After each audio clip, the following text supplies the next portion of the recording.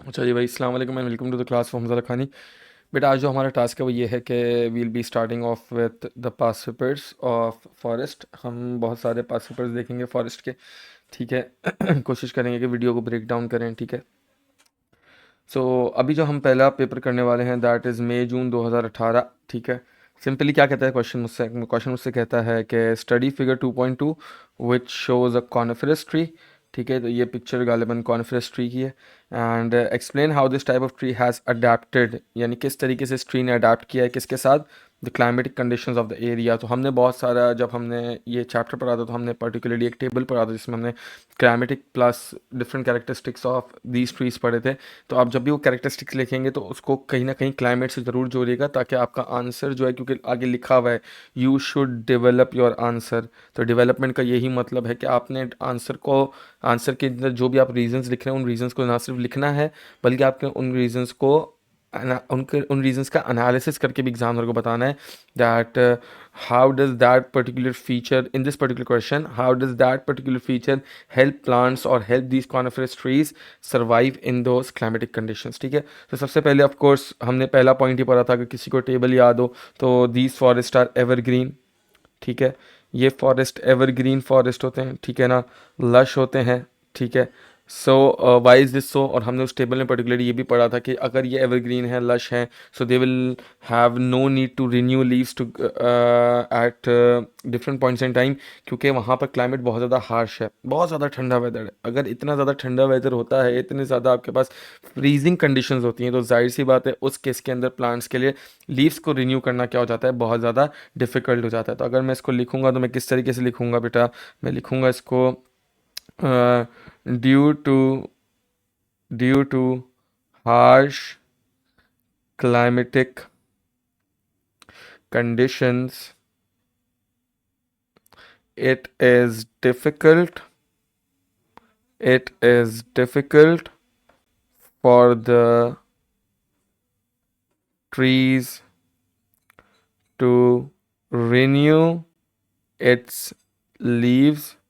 अच्छा, एक चीज़ और जो मैं हमेशा क्लास में पढ़ाते हुए बताता हूँ कि बेटा, जब भी आप ये हार्श क्लाइमेट की बात करेंगे तो आप ज़रूर उसमें मेंशन करेंगे, क्या मेंशन करेंगे, आप लिखेंगे अपने पास कि हार्श क्लाइमेटिक कंडीशंस का मतलब है that the temperature there is very cold, ठीक है।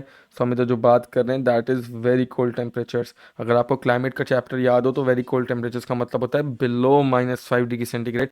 मैंने पूरा टेबल बना के दिखाया था डिफरेंट कंडीशंस के, वेरी कोल्ड कौन सा टेम्परेचर होता है, कोल्ड कौन सा टेम्परेचर होता है, आपका स्कूल कौन सा टेम्परेचर होता है। तो मैंने उसकी आपको टेम्परेचर रेंजेस बताई थी।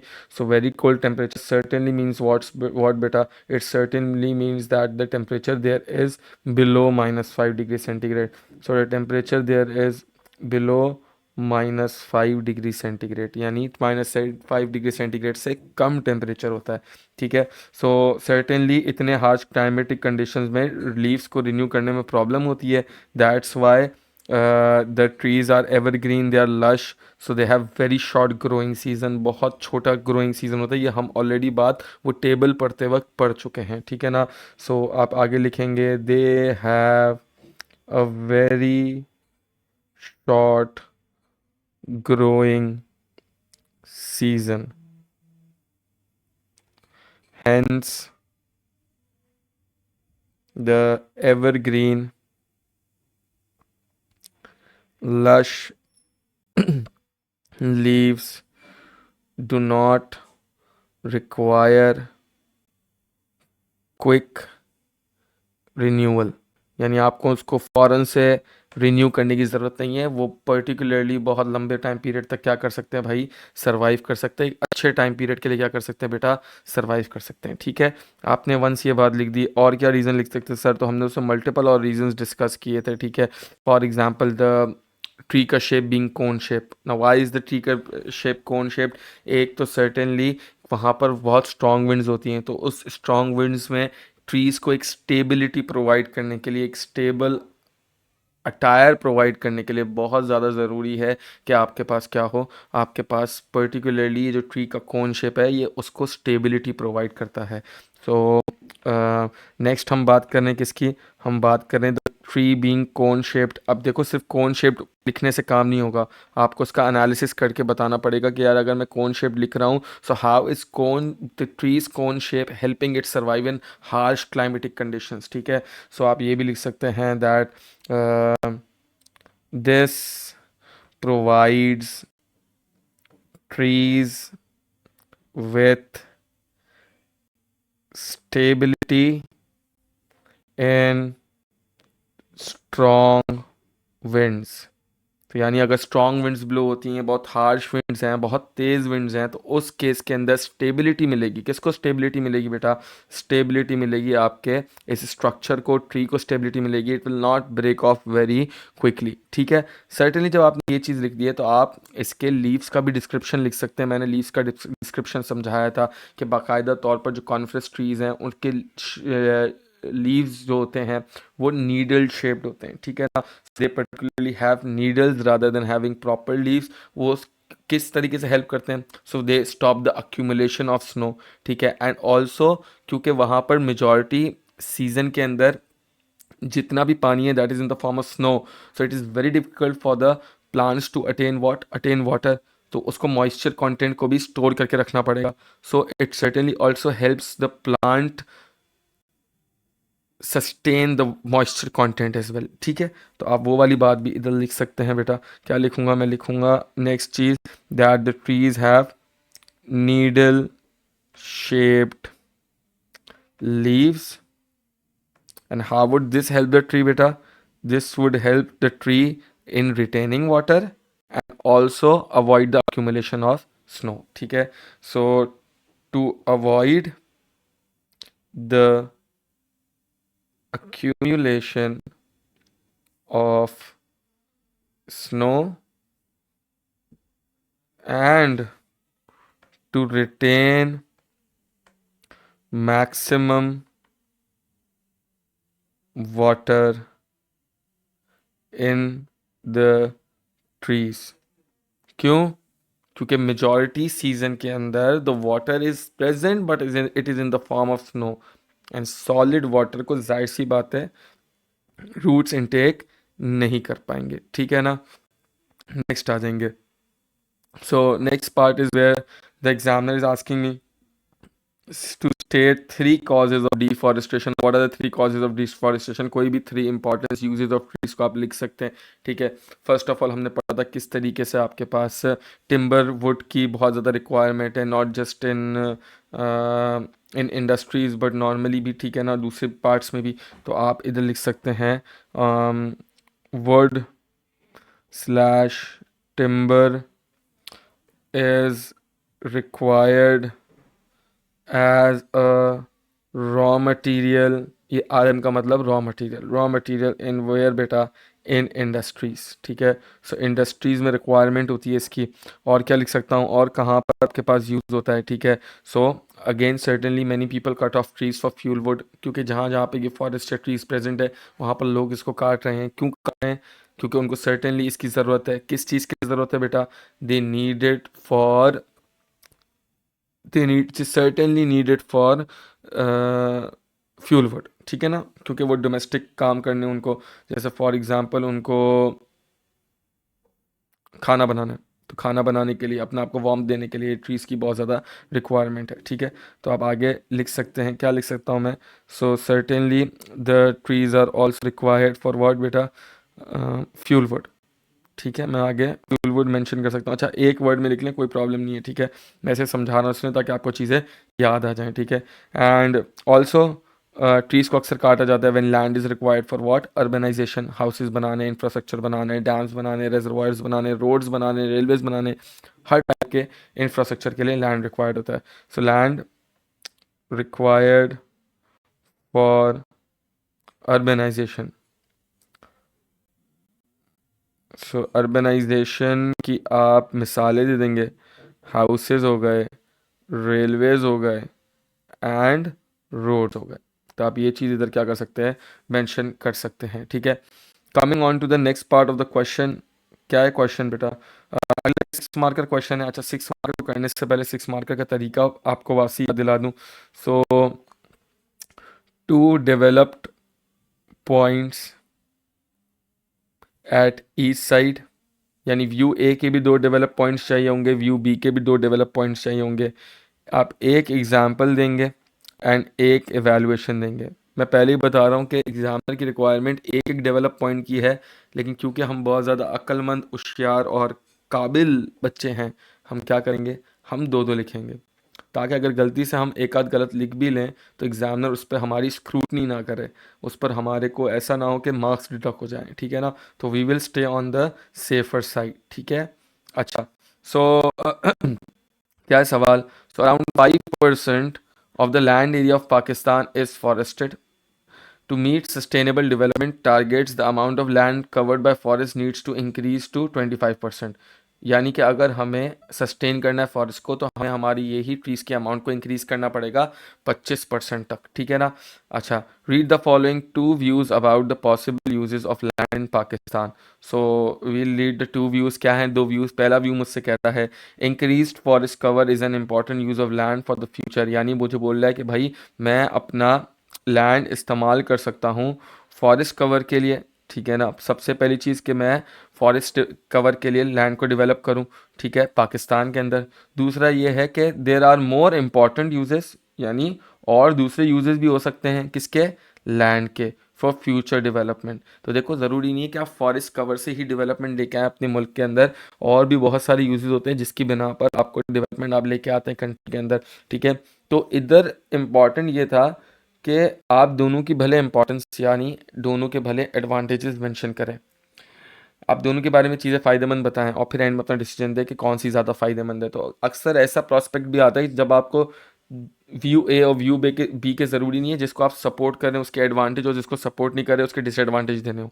अक्सर ऐसा पॉइंट इन टाइम भी आता है जब एग्जामिनर की रिक्वायरमेंट ये होती है कि आप दोनों के एडवांटेजेस भी डिस्कस करें कि क्यों फॉरेस्ट कवर ज़रूरी है, फिर आप उसकी इंपॉर्टेंस बताने के बाद ये भी बता दें कि क्यों भाई दूसरे पर्पसेस ज़रूरी हैं, और फिर एंड में आप अपना डिसीजन दें। तो पर इसमें इवैल्यूएशन का ज़्यादा रोल होगा। अच्छा, इवैल्यूएशन में जिसको सपोर्ट करें उसकी स्ट्रेंथ थोड़ी ज़्यादा रखिएगा, उसका आपके पास डिलेमा थोड़ा ज़्यादा रखिएगा, ताकि एग्जामिनेशन में जब तुम इसको लिखने बैठ रहे हो तो जब मैं या एग्जामिनर जो भी तुम्हारा आंसर पढ़ रहा है उसको समझ आए कि नहीं यार बच्चे ने अपने आंसर को प्रॉपरली क्या किया है, सपोर्ट किया है, ठीक है। So first of all we will talk about the importance of increased forest cover. We'll talk about the advantages of increased forest cover. So first of all, I'm going in with the advantages. I'm writing in, sorry, I am writing in the advantages of view A, कि अगर मैं अपने country के अंदर certainly लेके आया,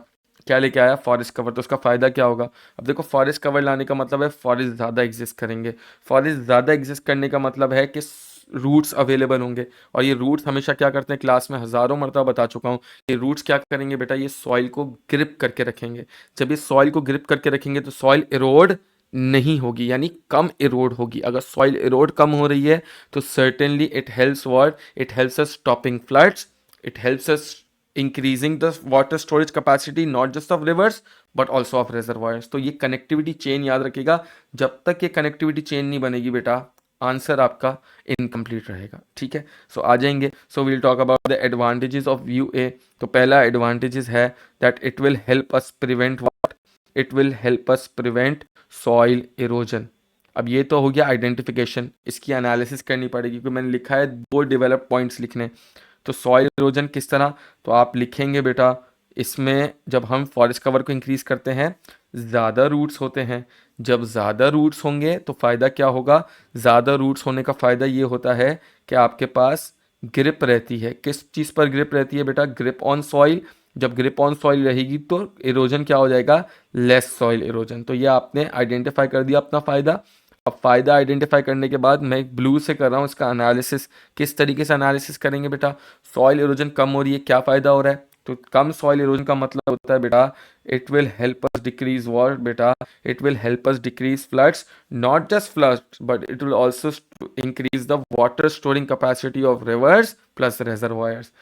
तो आप लिखेंगे आगे increased water storing capacity of rivers plus reservoirs।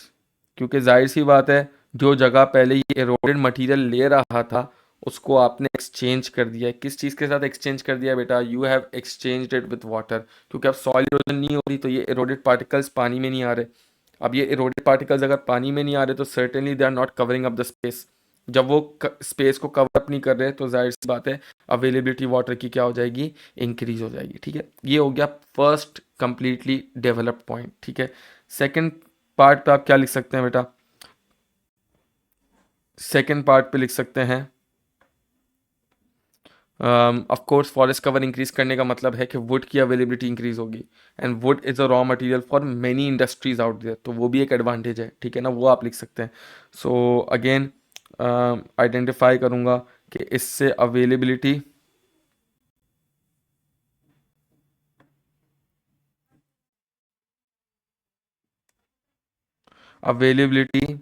Increase हो जाएगी। किसकी इंक्रीज हो जाएगी बेटा? वुड की। And certainly this is very helpful because wood is what? Wood is raw material for raw material for industries। तो इंडस्ट्रीज को raw material मिल रहा है। जब इंडस्ट्रीज को रॉ मटेरियल मिलेगा तो क्या फ़ायदा होगा? अब वही दो चेन्स, या तो आप इसको रॉ मटेरियल बना के एक्सपोर्ट करेंगे। जब आप बाहर माल एक्सपोर्ट करते हैं तो क्या आता है मुल्क में? मुल्क में फॉरेन एक्सचेंज आता है। जब मुल्क में फॉरेन एक्सचेंज आएगा तो क्या फ़ायदा होगा? मुल्क में जब फॉरेन एक्सचेंज आता है तो फ़ायदा ये होता है कि आपके पास इकोनॉमिक ग्रोथ होती है। ठीक है, सो रॉ मटेरियल फॉर इंडस्ट्रीज, इससे इंडस्ट्रीज़ का आउटपुट क्या होगा? आउटपुट इंक्रीज हो जाएगा। आप इसी आउटपुट को एक्सपोर्ट करेंगे। जब आप इसको एक्सपोर्ट करते हैं तो आपके पास क्या आता है? फॉरेन एक्सचेंज आता है। एंड आप फॉरेन एक्सचेंज के साथ क्या कर सकते हैं? आपकी नेगेटिव बैलेंस ऑफ पेमेंट क्या हो जाएगा बेटा? करेक्ट हो जाएगा। और ना सिर्फ negative balance of payment correct होगा बल्कि आप इधर ये भी लिख सकते हैं कि इसके इकोनॉमिक ग्रोथ होगी। अगर किसी को ये चीज़ समझ नहीं आ रही, ट्रेड के चैप्टर नहीं किया अभी तक, तो वो डायरेक्ट क्या लिख सकता है? कंट्री में क्या आएगी? इकोनॉमिक ग्रोथ आएगी। I know many of people who have read with me, यानी मुझसे पढ़ा है उन्होंने, तो उनका एम्प्लॉयमेंट वाली चेन पे भी ध्यान जा रहा होगा कि इंडस्ट्रीज ज़्यादा हैं, आउटपुट ज़्यादा है, तो एम्प्लॉयज़ ज़्यादा चाहिए होंगी, इससे एम्प्लॉयमेंट कंट्री में इंक्रीज़ होगी। जब कंट्री में एम्प्लॉयमेंट इंक्रीज़ होती है तो लोगों को पैसा मिलता है, पुअर्टी कम होती है, लिविंग स्टैंडर्ड्स लोगों क्या हो जाते हैं बेटा? इंक्रीज़ हो जाते हैं। तो देखिए इस तरीके से एक वेल डेवलप पॉइंट जब तक नहीं बनाओगे तब तक मार्क्स नहीं मिलेंगे अच्छे। ठीक है ना?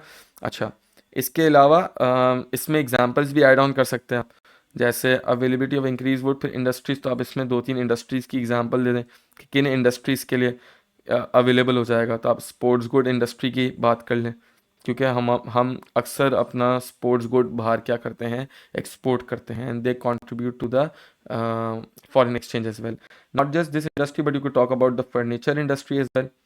ठीक है, फर्नीचर इंडस्ट्री। और मैंने, अगर आपको याद हो तो, अभी ट्रांसपोर्ट का चैप्टर पढ़ाया था तो मैंने आपको यही बताया था कि जितने कंटेनर्स होते हैं वो सिर्फ मेटल के नहीं बने हुए होते हैं, अक्सर वुड के भी बने हुए होते हैं। तो अगर ये वुड वाले कंटेनर्स हैं तो उसके लिए तो रॉ मटेरियल है ही वुड, तो वो certainly would be very what very helpful. ठीक है, अच्छा, आपने इसकी इंपॉर्टेंस बता दी। अब आप अगली इंपॉर्टेंस क्या बता सकते हैं बेटा? दूसरे बहुत सारे लैंड के यूजेस हैं। तो व्यू भी था कि हम चाहें तो फॉरेस्ट के अलावा क्या कर सकते हैं? So there are more important uses of land for the future development of Pakistan than increase forest cover. यानी हम उस लैंड को जो हम फॉरेस्ट कवर में लगा रहे हैं उसके अलावा हमारे पास और दूसरे बहुत अहम मसले हैं जिनको हमें क्या करना चाहिए? हमें काउंटर करना चाहिए। ठीक है ना? सो आई होप बेटा यहाँ तक चीज़ क्लियर होगी। ठीक है, हम आ जाएंगे व्यू बी के ऊपर, एंड अब हम डिस्कस करेंगे व्यू बी को। तो हम व्यू बी के बारे में भी चीज़ें लिखेंगे। ठीक है ना? So we will be talking about view B now. अच्छा, एंड में आप पर डिपेंड करता है कि आप कौन सी चीज़ को चूज़ करते हैं, कौन से डिलेमा को चूज़ करते हैं, किसको आपको सपोर्ट करना है, किसको आपको रिजेक्ट करना है। ठीक है ना? ये आप पर डिपेंड करता है। ठीक है, इस पर एग्जामिनर की कोई रोक टोक नहीं है। ठीक है ना? सो आप चाहें तो अपने आप को आप जिस तरीके से भी चाहें पॉइंट्स को क्या कर सकते हैं? काउंटर कर सकते हैं। और ज़रूरी नहीं मेरे वाले पॉइंट्स यूज़ करें, आपके अगर अपने कोई पॉइंट्स हैं तो आप उसको भी क्या कर सकते हैं? उसको भी यूज़ कर सकते हैं। ठीक है ना? अच्छा जी, सो हम आगे की तरफ आ जाएंगे। ठीक है ना? एंड सर्टनली अच्छा, yes, I am so sorry for the delay, screen थोड़ा सा आपके पास पॉज हो गई थी। ठीक है, अच्छा अब मैं अगर फॉर एग्जांपल व्यू बी को सपोर्ट करता हूँ, ठीक है, if I am supporting view B in my answer, so किस और पर्पस के लिए लैंड को इस्तेमाल किया जाता है, तो आप ये लिख सकते हैं कि हमें क्या करनी पड़ रही है भाई, हमारी मजबूरी है कि हमें अर्बनाइजेशन करनी पड़ रही है। तो आप इसमें लिखेंगे कि हमारी जो कंट्री की पॉपुलेशन है वो दिन ब दिन क्या हो रही है। अब देखो ना, फॉरेस्ट कवर की जगह आप क्या कर सकते हैं, लोगों के लिए घर बिल्ड कर सकते हैं, स्लम्स हटाकर लोगों के लिए घर बिल्ड करें, ठीक है, प्रॉपर आपको इंफ्रास्ट्रक्चर चाहिए क्योंकि आपकी दिन ब दिन कंट्री की पॉपुलेशन क्या हो रही है, इंक्रीज़ हो रही है।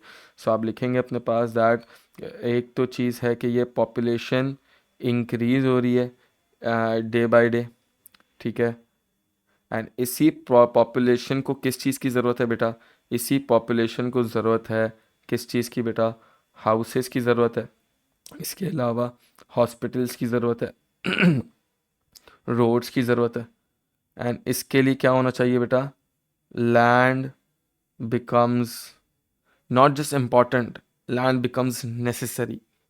तो इनकी प्रोविडेंस के लिए लैंड का अवेलेबल होना बहुत ज़रूरी है। तो फॉरेस्ट कवर की जगह हम ये सब चीज़ें बिल्ड कर सकते हैं, and land becomes what, land becomes necessary, ठीक है। एंड अगेन दिस लैंड जो फॉरेस्ट कवर में यूज़ किया, it could also be use for agricultural production, नहीं सिर्फ अर्बनाइजेशन नहीं, एग्रीकल्चर के लिए भी, ठीक है। तो अगला पॉइंट आप ये भी लिख सकते हैं कि ये जो मैंने लैंड इस्तेमाल किया फॉरेस्ट कवर के लिए, इसको मैं दूसरे पर्पज़ में एग्रीकल्चर के लिए इस्तेमाल कर सकता था। Again we'll go with what, we'll go with the same development in the area that there is increasing population, and this increasing population requires what, this increasing population would certainly require a lot of food। तो ये food resources कहाँ से आएंगे, of course ये agriculture से आएंगे। तो आप उधर वो वाला पॉइंट मेंशन कर सकते हैं। क्या लिखूंगा मैं बेटा, कि दिन ब दिन अगेन पॉपुलेशन क्या हो रही है, पाकिस्तान की पॉपुलेशन बढ़ती चली जा रही है। जब पॉपुलेशन बढ़ती है तो मुझे क्या चाहिए होता है, I need to meet the local demand, I need to meet, I ना लिखें, वी लिख लें, ठीक है। So we need to meet the local demand, और अगर मुझे लोकल डिमांड को मीट करना है तो उसके लिए मुझे क्या चाहिए बेटा, increased crops will be required, जिसके लिए आपको फर्टाइल लैंड चाहिए, and this is more important than what, then forest cover. तो फॉरेस्ट कवर का करोगे क्या अगर तुम्हारे पास खाने पीने के लिए चीज़ें अवेलेबल नहीं है। So certainly the providence of people, the food requirements of people become much more important. You could also mention examples of crops such as wheat, sugarcane, rice, and how important they are. And not just the crops for the population, but for the economy as well, because many of these crops are exported outside. और ये export से हम क्या earn करते हैं, हम in export से foreign exchange earn करते हैं। एंड फॉरेन एक्सचेंज अर्न करने का मतलब है कि हमारी बैलेंस ऑफ पेमेंट नेगेटिव से मूव करेगी पॉजिटिव की तरफ, बेटर होती चली जाएगी, ठीक है। तो आप उस चीज़ का एंड में इवैल्यूएशन करते हुए सिंपल इवैल्यूएशन लिखेंगे, I agree with this point more, I disagree with this point more. अगर आप व्यू ए के साथ जा रहे हैं तो I agree with Vue A more, because Pakistan needs forest cover as it is very less. If you're going with view B, you will write I agree more with view B because Pakistan's increasing population requires a lot of resources that are much more important than what, that are much more important than the forest cover. इस तरीके से आपने अपना answer क्या करना है, and करना है। So this was a short video on the forest का chapter where we talked about what, where we talked about the May June 2018 वाला सवाल। इसको घर जाके एक मतलब देखिएगा ज़रूर, इसको स्टडी करिएगा। इंशाल्लाह एक और वीडियो आपको थोड़ी जल्द से जल्द मिल जाएगी, ठीक है। जज़ाकल्लाह।